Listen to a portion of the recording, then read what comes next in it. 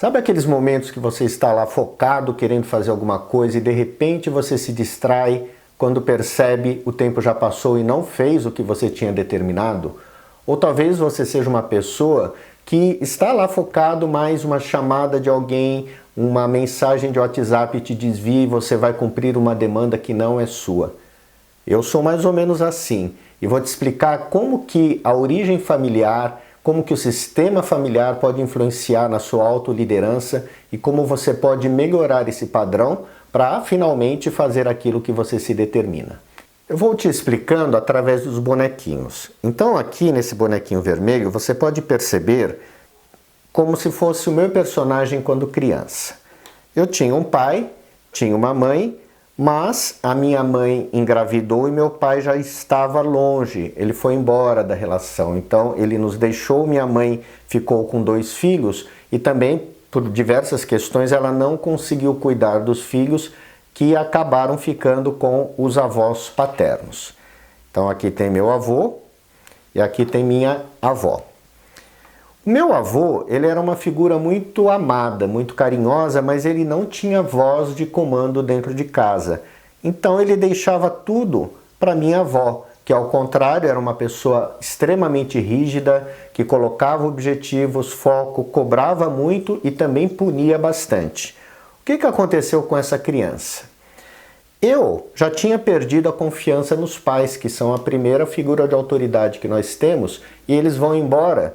Eu não confio mais no adulto. Eu não sabia isso, né? Depois a gente vai fazendo terapia, a gente percebe.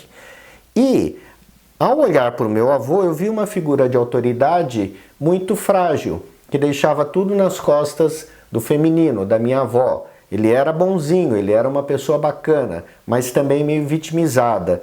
E que me traz uma referência desse masculino, e eu, sendo um homem, então minha energia masculina, foi entrando nessa esfera da vitimização e também de ser uma pessoa muito bondosa, muito caridosa, mas que não tinha voz de comando e dependia de uma mulher para dar as ordens. E olhando para minha avó, eu já vi uma figura de autoridade feminina, mas muito rígida, muito agressiva em diversos momentos, muito desequilibrada, então ela tinha picos de humor, entrava em lugares de depressão também, e isso me assustava. Aí vem o adulto, eu cresço, então esse bonequinho simboliza o eu adulto, eu trago essas imagens de autoridade dentro de mim. Tem um lado muito bonzinho, um lado condescendente, mas um lado que também não impõe suas vontades. Eu saio muito, né, durante muito tempo da minha vida, das funções que eu preciso fazer. Eu vou para esse lugar condescendente, meio vitimizado, como eu aprendi com meu avô. Ao mesmo tempo, tem um outro lado dentro de mim, que é uma figura de autoridade extremamente rígida, que cobra, que pune. Então eu também tenho essa voz interior que me leva para um lugar opressivo. E ficam essas duas forças lutando dentro de mim. Como que a gente vai melhorar essa situação? Em primeiro lugar, esse eu adulto tem que perceber que a criança realmente perdeu os pais, né? Então a figura de autoridade do pai e da mãe ficou longe, e a avó, apesar de tudo, ela me ensinou a colocar disciplina, metas, foco. A raiva que eu sentia, o medo que eu sentia dessa avó, isso é algo da minha infância.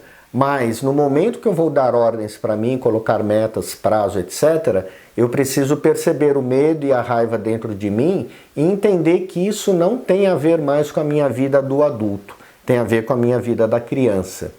Ao mesmo tempo tem um lado muito bondoso, muito caridoso, muito legal, que gosta de se divertir, que era o meu avô, e eu também tenho esse lado. Então eu preciso trazer para dentro de mim esse balanço, né? Como é que eu vou lidar com um lugar mais autoritário e um lugar mais condescendente, fazendo os meus objetivos? Quando eu incluo tudo o que aconteceu do meu passado familiar, eu posso olhar para frente e perceber meus objetivos, que é o que eu venho fazendo há muitos anos através de trabalhos terapêuticos, de constelação, e também eu me tornei empreendedor, por isso eu tenho que sempre perceber como que eu estou obedecendo as minhas ordens, os meus planejamentos, como que eu estou dando lugares também de descanso, lugares onde eu vou para algo mais parecido como o meu avô era, um lugar mais bonachão, um lugar que curte mais a vida. Então equilibrar esses dois lados dentro de mim, mas olhando o meu objetivo. E também eu preciso olhar para os meus pais, porque eles também têm qualidades. Embora eu não tenha tido uma vivência na infância muito próxima a eles, a minha mãe, eu fiquei 8 anos sem vê-la, a minha mãe, ela teve um lugar de cuidar das finanças muito firme. Então ela nunca precisou financeiramente de outras pessoas. Isso é uma qualidade que eu posso trazer para mim e é algo que para mim é muito importante. E já meu pai, ele tinha uma característica de personalidade de seguir aquilo que ele queria, não importa o que os outros pensam. E isso é muito importante, porque existem momentos que a gente precisa quebrar as regras, existem momentos que a gente precisa quebrar até as nossas próprias crenças para seguir um caminho que nossa alma está pedindo. Olhando meu pai por essa qualidade, olhando minha mãe também pela qualidade dela, percebendo que essas qualidades estão dentro de mim, eu consigo seguir. É gradual, a gente vai lidando também com mágoas, com dores, com momentos onde a gente não dá conta, onde a gente pega pesado demais conosco, a gente larga tudo aos poucos, olhando para o nosso emocional, percebendo aquilo que nós queremos, que a vida está querendo de nós, que os nossos clientes também estão precisando de nós. A gente vai reequilibrando essas energias internas e a autoliderança vai surgindo. Então essa é um pouco da minha história. Se você quiser compartilhar nos comentários a sua história, o seu lugar de autoliderança, como está ou não está, comente e aí eu vou ter mais argumentos para poder fazer outros vídeos e ajudar você.